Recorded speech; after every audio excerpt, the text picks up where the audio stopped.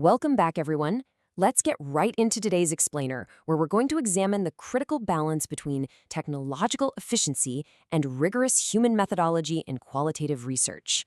Look, whether you're a seasoned academic or a grad student currently staring down a mountain of interview transcripts, you know the struggle. Qualitative research is incredibly rewarding, but man, is it time-consuming.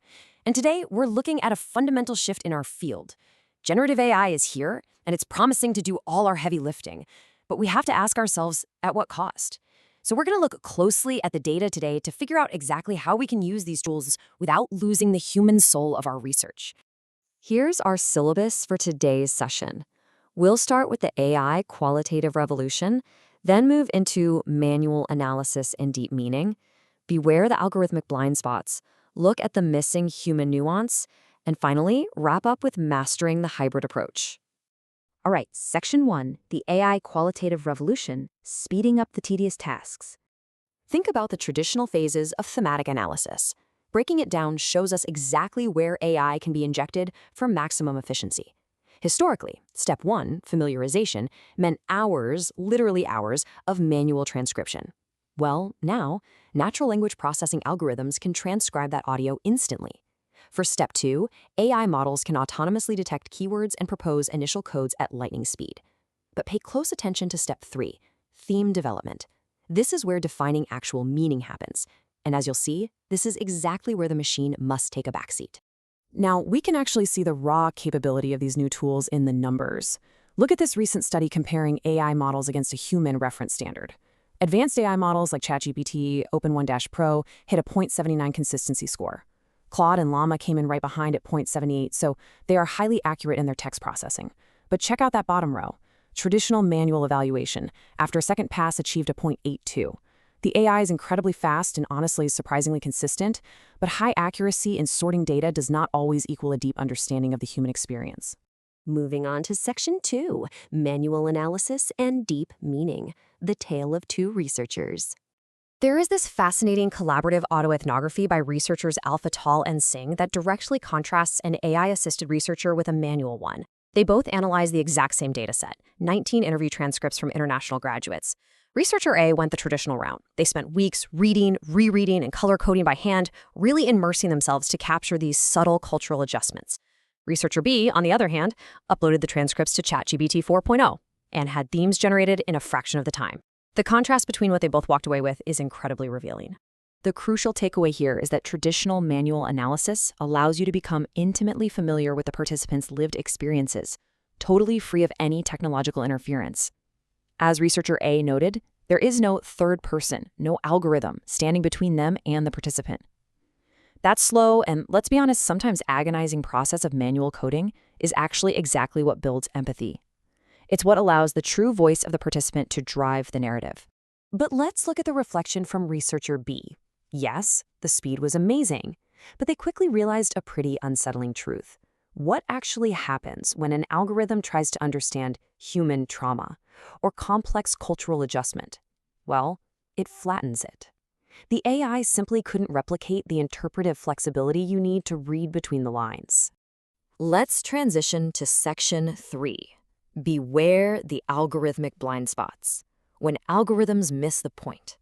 This is a stern warning for all of us regarding how AI actually thinks. AI tends to perform superficial content analysis rather than true, deep thematic analysis. For instance, if a participant uses a specific word a lot, the AI prioritizes it based purely on frequency. But as qualitative researchers, we know that sometimes the absolute most important theme in an entire interview is whispered just once, or even implied through a heavy silence. Bottom line, AI counts words, humans interpret meaning.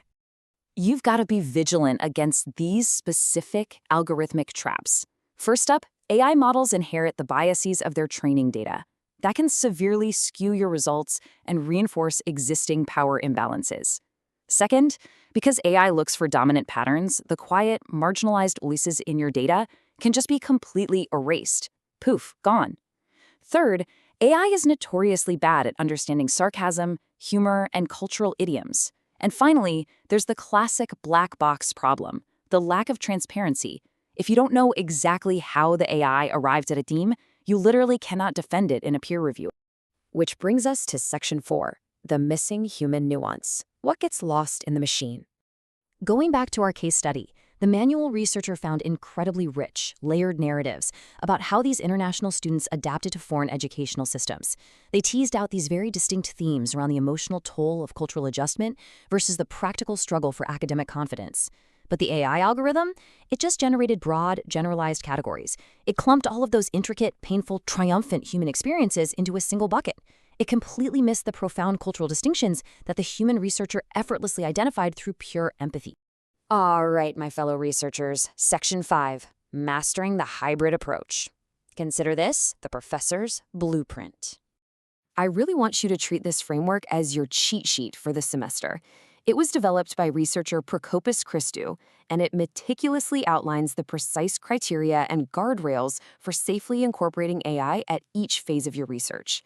Notice how it directly maps out the opportunities, things like automated transcription and rapid summarization, right against the risks, such as the loss of the human element and that dreaded content analysis trap we just talked about. So how does this translate into actionable advice for your own work? Well, your major takeaway from this masterclass is this. Use the machine to process the heavy data, but always rely on your human mind to actually understand it. Go ahead and use AI to transcribe and suggest initial codes. That's fine. But apply the SRQR, the Standards for Reporting Qualitative Research checklist, to ensure total transparency. And most importantly, retain strict human oversight for defining meaning. Never ever let a generative algorithm overshadow your critical interpretive skills.